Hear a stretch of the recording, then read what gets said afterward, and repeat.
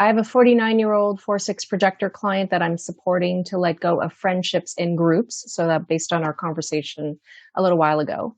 And she is feeling the sadness of loneliness. Any advice?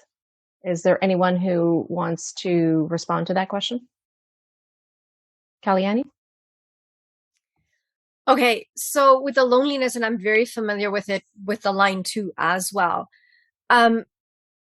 Instead of seeing it as loneliness, can the client see it as an opportunity of allowing more aligned people into their life? Number one.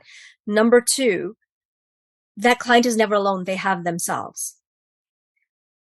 The thing is, the reason we feel this lack of fulfillment is because we're looking outside of us to fulfill us. How can we feel fulfilled right here, right now, in this moment? Number one. Number two, pets. You got pets. Get pets, please, especially if they have the Hanging Gate 19 or 1949, get a pet. But I cannot emphasize the importance of being madly in love with yourself. Like insanely in love with yourself.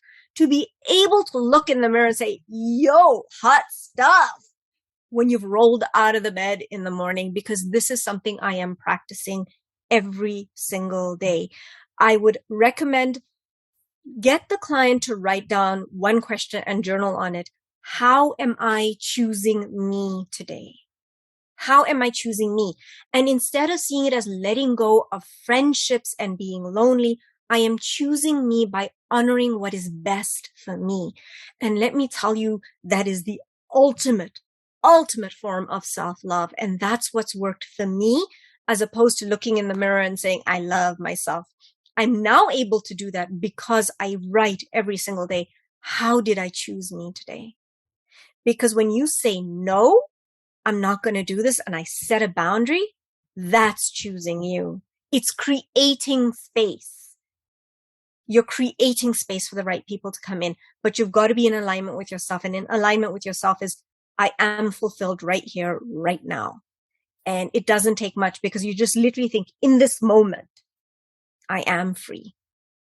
Because I'm not holding on to the past. I'm not looking to the future. I'm in this moment right here, right now. I'm free. I'm fulfilled. I have everything that I need. And when you come from that place, boom, everything falls into place. I find the lesson as a line 4 is, yes, you'll have your network and you'll have your friends, but you definitely want to be friends with yourself first and foremost, right? And yeah. So Karen, did you want to jump in? Yeah, projector loneliness is like a real specific thing though. And it's like a lot of what I've encountered with other projectors is the cumulative lifelong loneliness of never being seen, of never being recognized, and never feeling like what I'm trying desperately to put into the situation as a solution is never recognized, is never wanted. And then feeling, depending on if they have a defined G or a hanging gate 13, like there might be a lot of deep forgiveness work that has to happen in order to come to terms with the loneliness that you feel from a life of being a projector, So self-recognition and what Kalyani was talking about, the deep self-love, the choosing the self, like that is all hugely important. And it might just take time. Like you have to, for me, I have a defined ajna, a lot of logic in my chart, and my brain likes evidence. And so part of it is like dipping your toe in, living an experience that you can use as evidence for your brain to reframe the limiting beliefs. And for me, it gets really, really granular. But projector loneliness is like, it's like a double, triple whammy of letting that vacuum be the vacuum. And as you release lovingly the relationships that don't feel good anymore, trusting that the vacuum will bring something else in, and kind of releasing any attachment to a timeline there too. Like there's a sense of, I think for projectors, there's a sense of like urgency, like, oh my God, I know the solution. It has to happen now.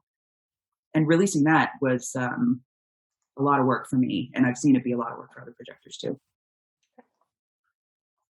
And I love what you've brought up with that, because I do want to go a little bit deeper into the line 4 in relation to your energy type.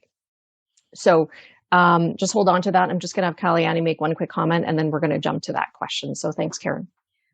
Thank you. I just wanted to say, Karen, I love what you said about finding evidence. And that's why I always say, journal, how am I choosing me today? When you actually find evidence of acts of love that you are engaging in for yourself. I mean, one of my favorite things that I love example is like, there was a couple of weeks ago, I had something like 10 emails that needed an urgent response. I took a nap because I was too tired. I took a nap. What did I do? I chose me. But when I took that nap and I came back to those emails, I fired out answers so brilliantly. I couldn't have done that before the nap. And sometimes, like, you know, it's like that famous saying that everything works much better when you unplug it, including yourself. So I love the finding evidence piece. You got to look for evidence. And that comes from my CPA background. I was an internal auditor, and that was my area of expertise. Find evidence of a system working. You don't have to go and create a system.